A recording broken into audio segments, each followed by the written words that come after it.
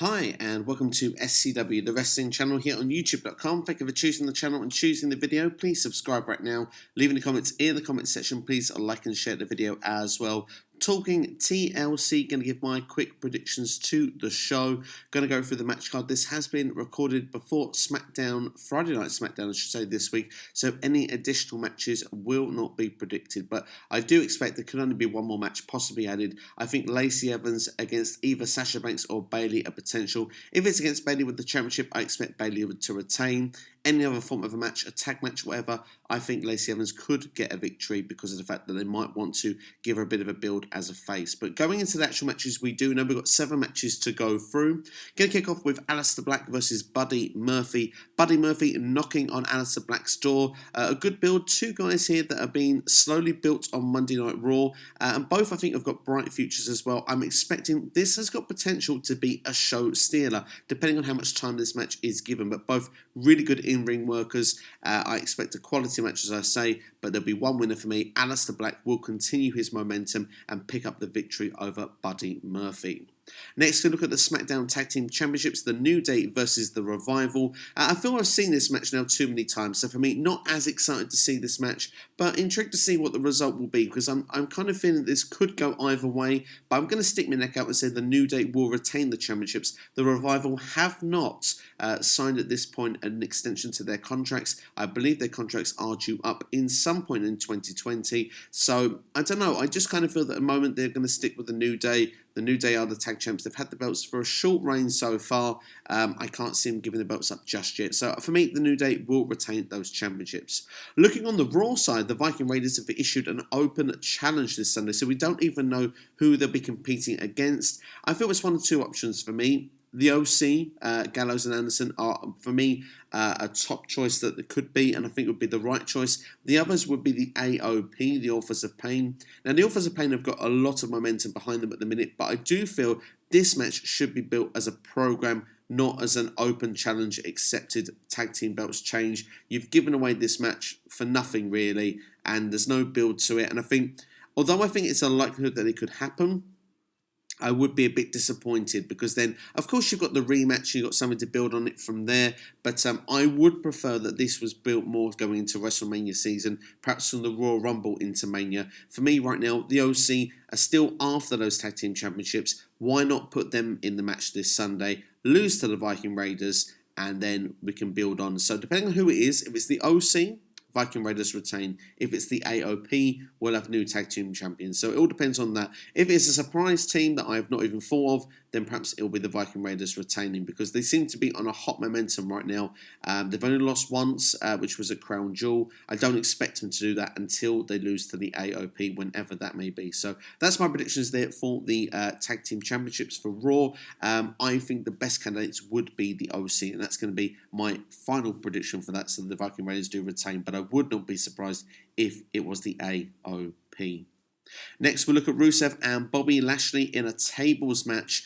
Well, what can we say about this feud that's not been said already? A lot of negativity towards this program. I think a lot of people are hoping it will finish this Sunday.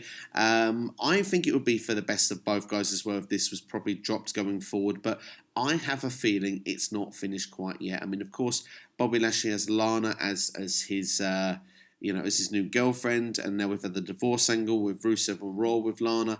It's really bad. It's been awful TV. In some ways, it's been entertaining because it's been so bad, I've kind of felt. But at the same time, I would prefer that we see a different direction. I do think these 2 guys are being wasted. But some people would argue Rusev is getting those Rusev Day chants again and is seemingly very over with the crowd. So maybe, even though this is really bad in a way of storyline telling, you are getting what you want out of this, and Rusev is getting over.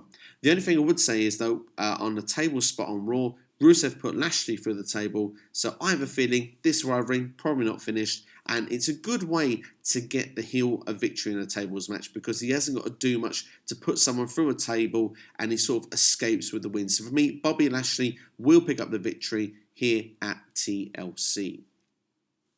Next, we will look at the Universal Championship, Bray Wyatt versus The Miz. Interesting, this one, because although some people are not such a big fan of the build-up with this, I actually haven't minded this build-up, to be honest. I do feel that there is some intrigue and some interest in this because they're trying something different here with Bray Wyatt.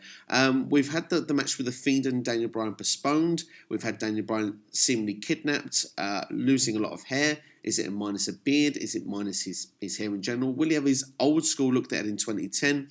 All things we don't know until Daniel Bryan comes back. Will he come back siding with Wyatt? We don't know either. It will be very interesting to see what role Daniel Bryan will have when he comes back in relation to The Fiend. I just think the match could be on delay to the Royal Rumble. So they've put this in here. And The Miz was originally supposed to be the opponent for Bray Wyatt at Survivor Series. 1 week build, yes, but bring the family straight involved, for me, I thought was interesting. I kind of thought it's a good way to get this personal very quickly.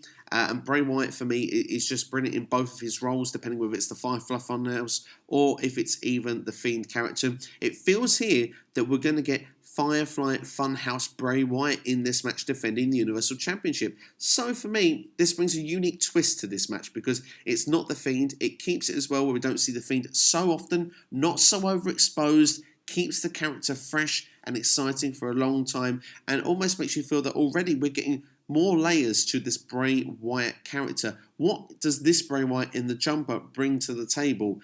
Is he going to be as menacing as the Fiend? It's all going to be interesting to see how this plays out into this match. Of course, yes, there's only one win here. Bray Wyatt is going to retain the championship. The Miz is not in the Universal Championship category right now. He's just been thrown in on a personal note, not because he's a contender. And that's why I kind of feel that this match does work as well, because The Miz has been booked so poorly this year. So for me, this has got some interest, but our main interest is how Bray Wyatt will be booked as Firefly Funhouse Bray Wyatt in the ring. But yes, I do expect him to retain over The Miz, and we could even get some more storyline development here, booking this towards the Royal Rumble. Be interesting to see. Next match will be the tables, ladders and chairs match between Roman Reigns and King Corbin. Say what you want about this. This has been badly booked in an arguable way. It's been badly booked because I'm an adult. I think this has been a rivalry booked devoted towards children, and I can see why children would kind of be interested in it and see some investment in it.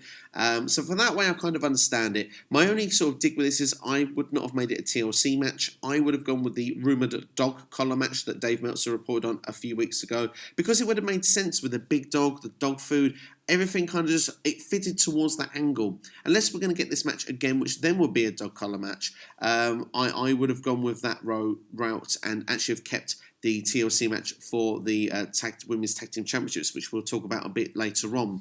But looking at the match itself, Reigns versus Corbin, it's great to see Corbin in this role now. I know a lot of people are not a fan of Corbin, but he is a genuine heel. People do not like him. He does do his role pretty darn well. And I would say, despite the fact that the material has not been great for this rivalry, I do think that the two guys in it have made the best of it that they can. And I think that anyone would struggle with that sort of material. So I'm not really blaming Reigns or Corbin for what I think has been arguably a poorly built feud for me. But looking at the TLC match itself, Roman Reigns for me, they're going to start building back up towards going towards the Universal Championship, I believe, in my opinion. And I think the Royal Rumble is a possible candidate to win it. We'll have to wait and see as we build towards the Rumble. But for me right now, Reigns will pick up the win here. King Corbin, you've done great at getting yourself as that main event role on SmackDown almost. He's been one of the top guys on the blue brand, which is great for Corbin. But he's going to lose here. Reigns is going to go over,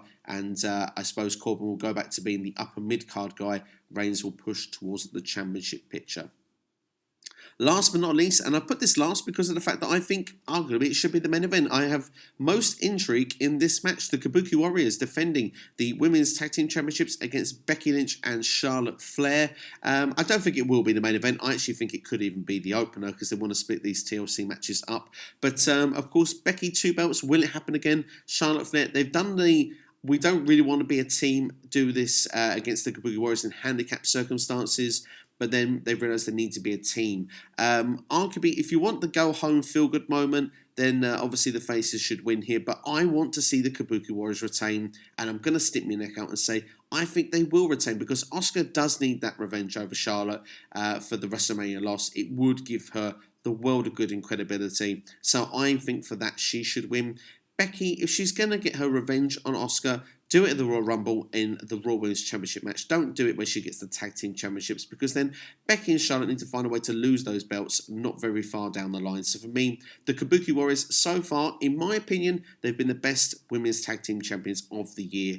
I think that they should keep those belts going into 2020 and keep that credibility going forward. And maybe they can have a WrestleMania match, maybe a rematch with Alexa Bliss and Nikki Cross, or maybe a couple of teams could be thrown together to be challenging the Kabuki Warriors for them to lose the belts some point down the line. But for me, I think this is going to be an awesome TLC match. I think really there's a lot of good spots we could see here. The Kabuki Warriors are amazing in-ring performers. Becky and Charlotte both were involved in the TLC match last year. They've got some experience with it. I think that this is going to be a standout match, and I'm going to go for the Kabuki Warriors to pick up the victory. But that's all from me anyway. Thank you for watching. As always, that's my TLC predictions. Let me know your predictions in the comments below. I hope you enjoy the show, and look out for the next episode of Ask SCW. Should be coming over the next few days. But that's all from me. Subscribe, hit the bell to get your notifications. I'll see you next time here on YouTube. Take care.